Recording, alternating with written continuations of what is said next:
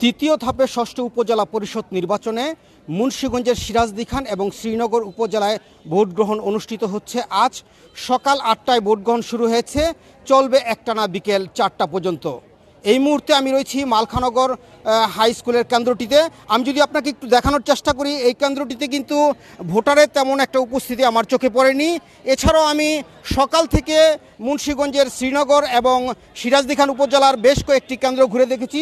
প্রতিটি কেন্দ্রেই ভোটারের উপস্থিতি খুবই কম। তবে ভোটাররা এবং প্রার্থীদের সাথে আমি কথা বলেছি, তারা আমাকে যেমনটা জানিয়েছেন, বেলা বাড়ার সাথে সাথে ভোটারের উপস্থিতি আরও বাড়তে পারে।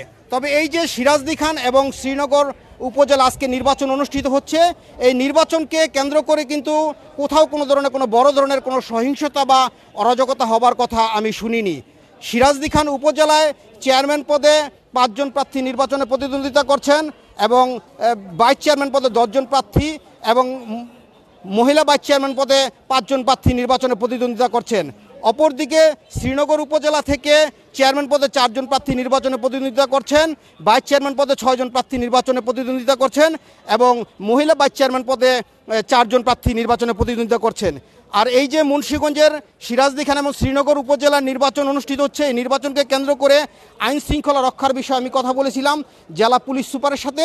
তিনি আমাকে যেমনটা জানিয়েছেন, নির্বাচনকে অবাধ, সুষ্ঠু এবং শান্তিপূর্ণ করার লক্ষ্যে পুলিশ, আনসার, বিজিবির সদস্যরা মাঠে কাজ করে যাচ্ছেন। কোথাও কোনো ধরনের কোনো অপ্রীতিকর ঘটনা ঘটলে, সহিংসতা ঘটলে, অরাজকতা ঘটলে আইন শৃঙ্খলা বাহিনী সাথে সাথে আইনি ব্যবস্থা গ্রহণ করবে। এই ছিল আমার কাছে মুন্সিগঞ্জের সিরাজদি খান শ্রীনগর উপজেলার নির্বাচনের সবশেষ তথ্য।